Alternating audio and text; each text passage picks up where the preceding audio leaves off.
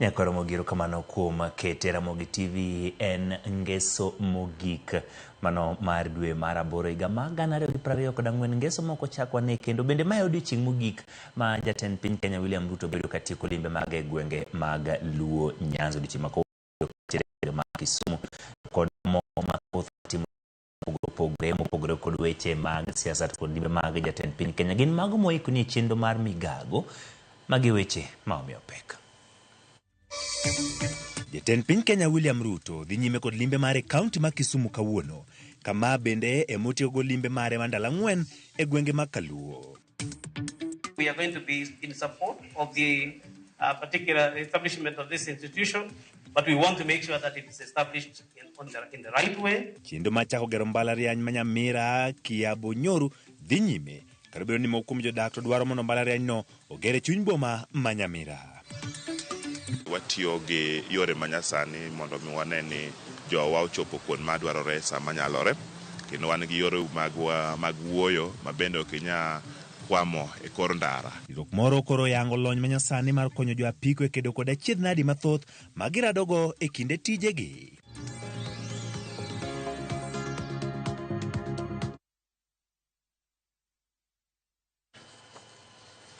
Nyakoro Mogi bed kode chakruok nyaka giko nyinga Ochieng' Emmanuel. Ka wachako ni duol mar Commission for University Education mochung'ne weche mag somo mbalariany ten mbalariany ma Kisii kod jokanyo mamoko chako yanga chenro mar gero mbalariany ma Nyamira tok jatend piny Kenya William Ruto golo chik mondo chak gero mbalariany no kamoro ni Kiabo Nyoru.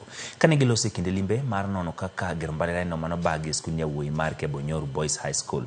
Jokanyo gotelni kod jatatiji mar KU manongire Mike Kuria osingo ni geno mbalariany no biro chakore thuolo machiegni. Jokanyo go koro dwaro mondo jotelo duto kod jodak ma Nyamira nywak lwedo e gedo mar mbalariany no magilero ni korumo to biro kelo ber mogundho ne jodak. Ma biro juma achiel tok jodak moko 44 kotelni kod jaod bura ma West Mugirango Stephen Mogaka dhi do madwaro chungo gedo mar mbalariany no Kiabo Nyoru e gima giwacho ni onur kod mibadhi kana mibadhi opong' kuome kod rem mar luwo chenro makare. We have had a meeting this morning with the Vice Chancellor and his team at the university. They have given us a lot of documentation which we are going to look at. But we don't only look at documentation, we also look at the facilities. That's why we came here physically, so that we can say we have seen it. We are going to be in support of the particular establishment of this institution, but we want to make sure that it is established in the right way, and we want to make sure that when it is established, your children and our children that will come to study in this university should also be available to go to study in other places after they leave here. Jodak ma Gesa Bakwa e gwenge mag Bomachoge Borabwe County ma Kisii ne wiko jal moro manone kod jonjore ma pod ok oyangore e ode juma mokalo. Jopiny manopong' gi mirima nowacho ni mosenindo Levis Marube ne oyudo ringre ode bang' ka jomoko ng'ere ne ochadhe kod ojalo. E chak juma ni jodak mag gwengego ne otimo ng'anyo nyaka e sendo obila ma Kenyenya mar chwalo ng'ur margi ewi nek mar kaachiel gi ji mamoko 10 ma bende osewito ngimagi e yore mag galagala chakre higa mag 2014.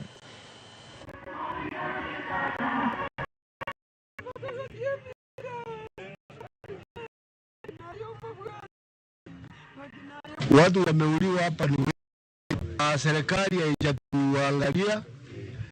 Kesi nyingi zimefanyika hapa, hakuna yenye tumepata haki. Vijana waliamua kwa kuchimba kaburi, waliona hakuna mahali tena wataenda kumweka mahali alichinchiwa katika nyumba yake, wakaona ni heri apumzike nyumba yake. Huyu ndugu yetu lazima atashikwe kwa hiyo nyumba yake, akae hapo, na vile tulivyosema kwamba nyumba yake itafungwa kabisa na kuna wakati wote ambaye hiyo nyumba itafunguliwa. Hata tutakaa na tutafuatilia tuone mahali imefika kabisa. Mimi ninawapatia uhakika.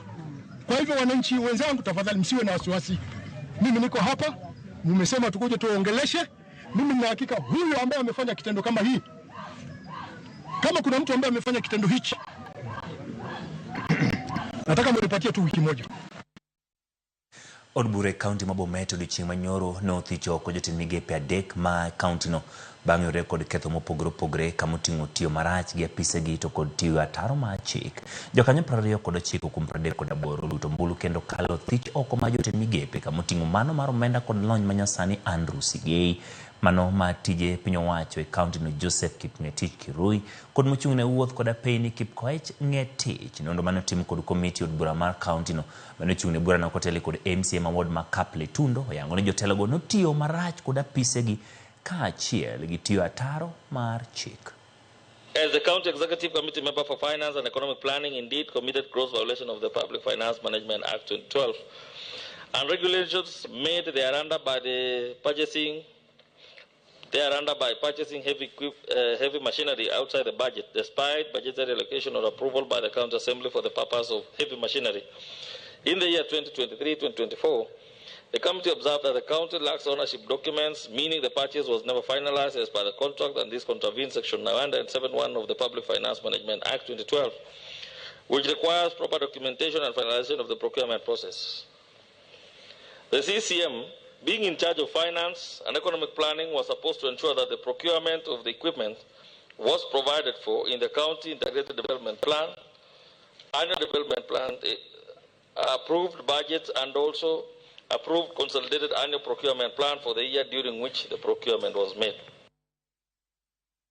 Skund primar ma Kitengela Prisons man gi dhungruok ma jopuonjre ni kod dwaro mamalo mar chiemo kod mwandu mag siro somo mar bedo kod chenro ma ichiwo godo chiemo e skul no ne jopuonjre gino momedo kwan ma jopuonjre madonjo e skul no.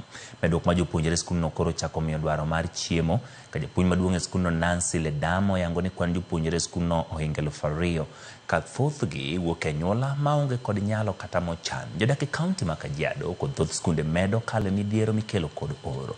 Jokanyo sekta mar somo pako ber mar chenro mar pogo chiemo e skunde bende osekelo ma miyo jopuonjre rem we skul kendo keto maino margi weche mag somo. Tangu tupate hii program ya Cup of Uji, tumeona a positive index towards the enrollment of our school. Tulikuwa as low as 1,500, now we are ranging at 2,000 in enrollment.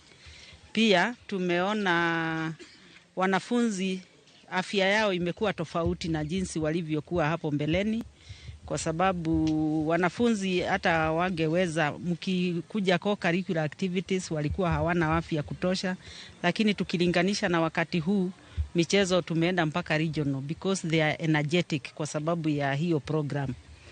Pia tukiangalia kazi ya darasani, wanafunzi wa performance yao imekuwa juu kilinganisha na pale mwanzo. Kulingana na CBC system of awarding, wanafunzi wengi walikuwa below expectation, lakini at least 80-90% of the learners wamekuja meeting expectation. Kapovuji exists to fight hunger and drive the education of children from less privileged backgrounds across the country. So currently, Kapovuji works in 6 counties, which is Laikipia, West Pokot, Kilifi, Kajiado, Homa Bay, Nairobi, and we also have Laikipia counties that we work in. Sisi kama Gertrude's Hospital Foundation tumekuwa tukisaidia Kapovuji ile wakati wameenda kushughulikia watoto, na wao pia wamekuwa wakituita tukuje tushuhudie vile wanachunga lishe ya watoto. Ya koromogiro kamano kumedo kete chenro mar migago kauyo kata kamano pod ntiere kod mathoth moikoni kikidhi mabor.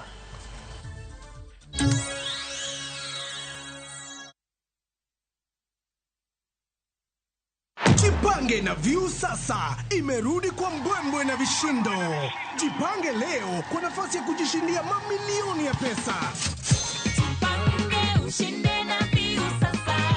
Bonyeza *487*3# na uweke 50 bob tu au tuma kwa paybill number 724177, account number ikiwa ni nambari yako ya simu. Utapata content na point 50 za kuingia kwenye draw ya kujishindia 50,000 kila siku, milioni 1 kila wiki na grand prize ya 3 million shillings. 3 million shillings. Jibambe na content nyingi zaidi, uongeze chances zako za kushinda. Jipange na Viusasa. Weka 50 bob tu na huenda ukajishindia 50,000 kila siku, milioni 1 kila wiki na grand prize ya milioni 3. Sheria na masharti kutumika. Imeidhinishwa na BCLB namba 0000130.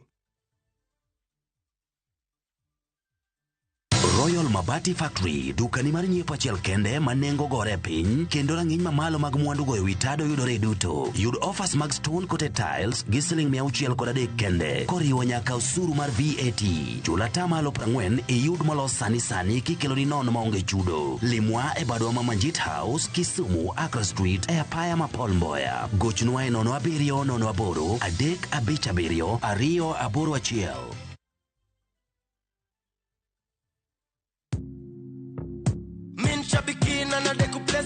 Naitwa Daniel Kimanzi, nimetoka Kitui County. Mimi kazi yangu ni an engineer by profession. Shambiki ya Fieta, nilianza kucheza na pesa kidogo, nikimprove kidogo. Nilikuwa nakula tu natoa, nafanya kazi zangu, lakini mpaka saa hii ndo nimefika pahali nikakula pesa mzuri yenye inaweza nisaidia. Saa hii nikiwa nimesimama hapa, niko na furaha sana. Nimeshinda 1.5 million kama venye mnaona kwa hii check. Hii pesa itaenda kunisaidia sana pamoja na familia yangu. Niko na watoto shule, italipia fee. Biashara yangu ya construction pia huwa inahitaji pesa mingi, itaniboost kiasi kikapital, na pia nitaendeleza mambo mengine zangu. Win big in seconds. Aviator ya Shabiki.com inakupa the biggest multiplier in Kenya. Shinda up to 50,000 times your stake. Yani ukiweka stake ya 100 bob, ndege ipeperuke, unashinda 5 million within seconds. Changamkia Aviator on Shabiki.com. Not for persons under the age of 18. Authorized and regulated by BCLB license number 428.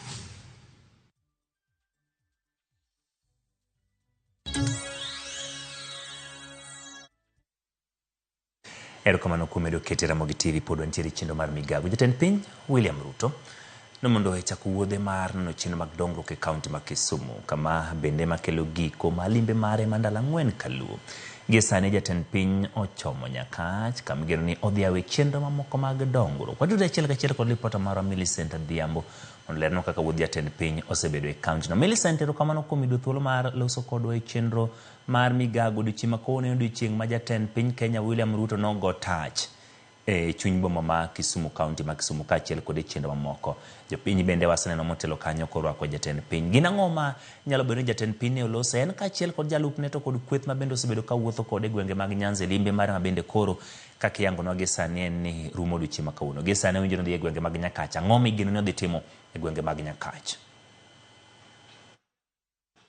Erokamano ahinya Emmanuel, achiel kachiel kowuok e kaunti ma Kisumu kuma kawuono jatend piny Kenya William Ruto nogoye tach kane en kod wuodhe mopogore mag chwalo dongruoge e alworani ma Kisumu, ka wang'eyo ni odiochieng' ma kawuono en odiochieng' mar 4 ma bende otieko limbe mare e alwora ma Nyanza. Limbe no bende nochako kod Migori, odhi Homa Bay, nyoro ne en Siaya, kawuono en Kisumu. Gisani jatend piny Kenya oringo ma odhi nyaka Nyakach e osiptal ma Nyabondo kuma odayawo osiptal no ayanga mondo mi chak tich mondo mi okony e yore mag thieth motenore kod paro mar dangni kaachiel kod bero mag obwongo mar kaka yorno mar bero sekta mar thieth e alworani. An kod jopiny kaendi kapok alero ni gigo ma jatend piny oya timo e kaunti ni ma Kisumu mondo ginyiswa ni to giparo nade, giwinjo nade limbe mar jatend piny e alworani mag Nyanza ahinya to Kisumu. Bende nitiere gigo ma pod gigombo ni ginyis jatend piny kata obedo ni oseyawo dongruoge achiel ariyo adek.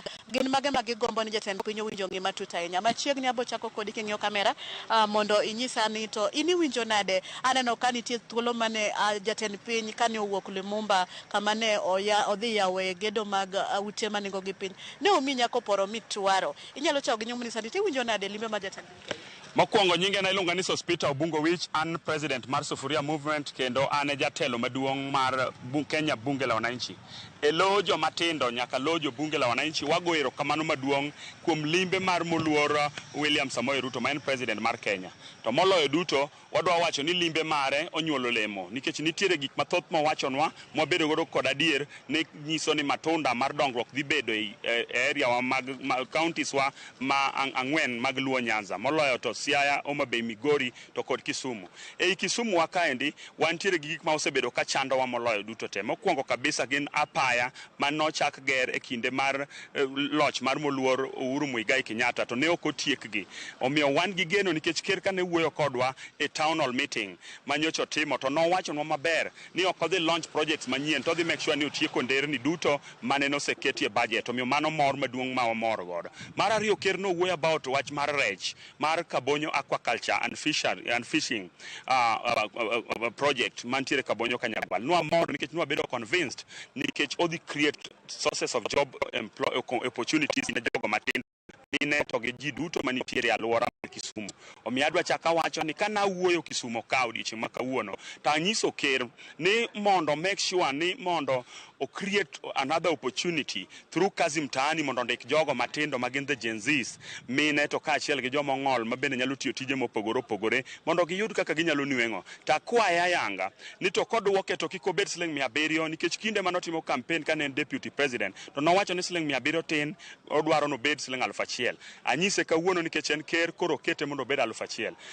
Penjo moro wach moro machielo manyocha wawacho en ni jogo duto manonegi ndalo ng'anyo, jogo manohinyore ndalo ng'anyo to gi jogo manyuola gi be pok oyudi nikech ne gibedo abducted. Amor ni ker nyo convince kendo nyo wacho na maber ni through an kaachiel go office mar the PS mar interior water report mondo wa make sure ni joma nohinyore go gibed compensated. Omiyo amor erokamano ker kendo ibiduogi. Asante sana. Erokamano nyama chiegni no nyalo wacho ngiwinjo nade limbe mar ker alwora ma Nyanza nitie gino manomulo migombo tuwake kata migodo gole pachi.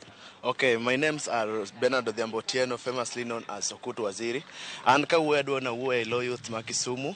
Like for example, me, I'm a school going student. I'm more get the education program more Ruto no biro go the funding model. Mano watoni with the severe complaints, with the complaints most of it raised our parents. My watoni education system has been high, mostly to the university school going children. Kora watoni amor gi okang ma serikal ma Ruto godo mar funding model. We are positive about it. Niluonga ni Barack Odhiambo Sultan, aja siasa Kisumu County ka kendo an youth leader e Kisumu County ka. An awuon amor e chunya kaluwore gi promise ma president nomiyowa kendo nenore ayanga ni gigo duto mosepango kendo mosepangonwa e Luo Nyanza mosepangonwa Kisumu County ka kawuono no biro mo launch several projects moting'o korka thieth, oting'o apaya mabe biro konyo jogewa matiyo gi ndara, jogewa maringo gi gari kendo jogewa matiyo gi boda boda. Wang'eyo maber ni Kisumu County ka waonge serious industry nikech industries wate no collapse. Our sugar industries te no collapse. Any other related economic activity manyalo kelo ne yudhewa yuto maber malong'o e Kisumu County ka onge. Amor kabisa ka president no wacho ni yudhewa mantiere odhi temo mondo revive the Kazi Mtaani initiative mane ochagi president Uhuru Kenyatta kendo en koro dhi kete maber moingo kaka ne nitiere. Agoyo erokamano kendo lo yudhe tema Kisumu County kuom rwako president kendo kete obedo safe kendo omor kodwa kabisa kaka oganda mar joluo. Erokamano. Erokamano nyama chiegni. Ani luonga ni Philip Kai, ana achiel kuom bunge la wananchi, yudhe mag bunge la wananchi. Ana mor gi biro mar ker Kisumu ka. Kendo otimo gima ber to kaluwore kaka owuoyo ka jatelo. Wambe ne warwake gi sironyo mapek. To gik mane ker owacho, wawacho ni kokete tim to wan kaka jo Nyanza wadhi bedo mbele. Emomiyo wawacho ni wamiya thuolo odogo bed piny opang gigo mondo kelnwa dongruok. Wan sani kaka jo Nyanza wawacho ni wadonjo broad based government gi teko to ok wanyal pingo ka dongruok biro dala. Kech dongruok no ema kelo konyruok e oganda wa. Wan kaka oganda maluo wasebedo ga chien kendo wan oseng'eyo ma kaka jobakidi. Wang' ni gimobiro ni en gimopogore. To odangiso William Samoei Ruto. Dala ka isebire mang'eny to waseruaki kendo wabiro ruaki. Wawacho ni go mana tich, med go tich. Asante. Erokamano nyama chiegni katieko kodi wama. Nyinga Doris Achieng' kan Kisumu kae. Ago erokamano ni ker kuom biro mare mobiro go Kisumu kae. Mokwongo adawuoyo wach rech ma Kabonyo mano wacho no dhi loso. Ananchi Kabonyo mokwongo. Kabonyo onge gima nyalo dhi mbele ma koloso rech Kabonyo to mano konyo jo Kabonyo nikech pi pong' Kabonyo non stop. Magi minyalo loso e Kabonyo kakanyo mopogre gi rech gi mchele onge. Mar ariyo, wach mar osuptal. Mani kidhi osuptal tiyudo ka yath ongi ori ni dhi nyiewo oko kar kanyo mondo konywa. Mar adek, amor kod jo Kisumo kabisa gima gitimo kawuono ker nyodonjo Kisumu kidi onge en mor gi luwe koni gi kocha manyiso ni wamor kode warwake wamor kod gik modhi timo to gik mowacho duto te otim ok wacho to ok timo wacho gi timo mane madhi konyowa e Kisumo ka. Erokamano ahinya. Mana kamano Emmanuel isewinjo moko kuom kaka jopiny giyango morgi kendo kaka norwak jatend piny Kenya e alwora ma Kisumu kata Nyanza mang'ima kuom Sironyo kata kamano gikwayo ni gigo ma jatend piny oyasidho kata moyawo mondo mi ochak tim kata ochak ger en gigo ma gigombo ni obi okete tim mondo alwora mar Nyanza odhi nyime kotenore kod weche mag dongruok. Jatend piny Kenya nochako kod yawo ayanga kambi mar rego michele mayudore Kibos e bwo duol mar Lake Victoria Development Authority kaeno nodhi e Lumumba kuma igero e ute manengogi oyweyo mabende odwani oganda 12,300 obro yud ute kanyo kuma ginyalo chule ute nengo moyweyo. Bang'e no endo jatend piny notwak kod oganda ka bende opuoyo ahinya wach rwak morwake godo kendo yango ni ka gimedo bet kanyakla kendo tiyo kanyakla kod ogai mar Azimio Raila Odinga to gidhi tero Kenya mbele. Kopogore gi mano giethulo ni ndaka nasewacho ni jatend piny Kenya sani otwak e gwenge mag Nyakach kotenore kod yepo ayanga mar mondo mi osiptal ma Nyabondo mabende ong'ere kaka Nyabondo Trauma Center mondo chak tich dhi nyime gi seche ni. Koro magi endi weche mabende pod wamedo luwo mondo ka ngochopo seche mag ang'ich welo kod oimore to wakelnu gi achiel kachiel kaka limbe ma jatend piny Kenya alwora ma Nyanza ahinya to kotiko gi Kisumu e ochopo kendo ogi. Ka ok kamano kionge penjo to aduoko ni studio mondo idhi nyime kod weche manyien mamedo tucho no e mesa mar ke weche. Emmanuel an kuomi.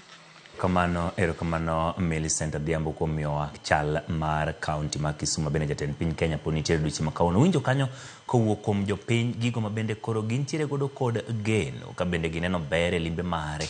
Winjo duondgi e gigo ma gineno kotimore to kod mago ma gini biro timore jatend piny gi sani ni e gwenge mag Nyakach mano sub county kendo dhi ka thieth mano ma Nyabondo Mission Hospital. Wan gi geno ni bende report motimore kod mano ibiro yudo e kinde mobiro. Kamano Millicent kuom yudo thuolo mar twak kod ka wadhi nyime en ni jatend migawo mar teko Opiyo Wandayi norwako ayanga pacho e kar dak ma Sidinde e Ugunja Siaya County mano Siaya County odiochieng' manyoro. Wandayi manyocha ne en jaod bura ma Ugunja kendo jatend kweth mano od bura malo ne en achiel kuom jokanyo mag ODM ma jatend piny Kenya William Ruto ne ogwelo e lemo mag jotend migepe ma pacho ka. Millicent Adhiambo bende koro miwa ler mathoth. Skul primar ma Sidinde mayudore Ugunja e Siaya County picha mago jatend piny Kenya William Ruto, jalupne Rigathi Gachagua, jatend jotend migepe Musalia Mudavadi kaachiel kod jotelo mamoko kamolo mos e nyasi mar rwako pacho Opiyo Wandayi kaka jatend migawo mar teko. Nyasi mar rwako Wandayi ne okwongo kawo kore kod lamo mar gwedho jatelo no kod minode kaka yorno mar keto tende e lwet ruoth mondo telne e tije mar biro chwalo dongruok ne jo Kenya. Wandayi mane oloso bang' yudo gweth to kalam mane otelie kod jotich ruoth mopogore ne osingone jatend piny Kenya mar biro neno ni ochwalo tije mowinjore otim e migawo no kaka dwarore. Mimi Mheshimiwa Rais, ile kazi menipatia ya kuunganisha stima nitafanya sawa sawa na nitafanya nikianzia hapa Lego Usonga. E kinde no jatend piny ne oyango mor mare bedo kod Wandayi kaka achiel kuom jotend migepe mage kolero ni en kod yie ni Wandayi biro tiyo ne jopiny maber. Wach mane osir kod jalup jatend piny Rigathi Gachagua kaachiel kod jotend migepe Musalia Mudavadi. My friend Opiyo Wandayi, I have every confidence that you have what it takes to lead the Ministry of Energy and Petroleum and to serve the people of Kenya with commitment, dedication, and excellence, as I am aware and I know your capacity to do it. Nimefika hapa tuonane na nyinyi macho kwa macho na nimwambie huyu Wandayi nitamshika mkono tusaidie rais pamoja. Mnataka nimshika mkono? Tutashikana pamoja tumsaidie rais pamoja ndio Kenya yetu iweze kuenda mbele. Tunasema heko na pongezi kwake, kwa wale walimchagua na pia kwa kanisa, kwa sababu mumemkabidhi kwa rais wa Jamhuri ya Kenya. Jotelo mamoko kane otelnegi kod gavana Mathiaya James Orengo ne opoyo gwelo Wandai kagikoni en jal mariek giyango ni gibiro siro Wandai lwedo kendo tiyo kode kanyakla e konyo jatend piny Kenya kelo lokruok e yor dongruok e ngima oganda jo Kenya. We are truly grateful. Anga ye da ye. Kendo Kenya go ye to ye. So nagi be go ye to ye. Mheshimiwa Wandai, tumekupeana kama chama cha ODM na tumekupeana sasa uwe kiongozi wa kitaifa. Usituaibishe hata kidogo. Nataka niwaulize wale ambao wamechukuliwa na Mheshimiwa Rais, mfanye kazi mpaka chama chetu cha ODM kiheshimike hii Kenya. James Wandai is my mentor politically. Before I joined politics, he was the one who lifted my hands. It should be around.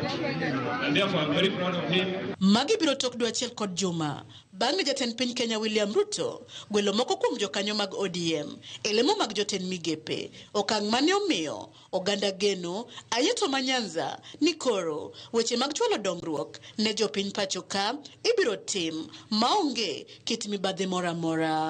Millicent Adhiambo, Ramogi TV, Sidindi, Siaya County.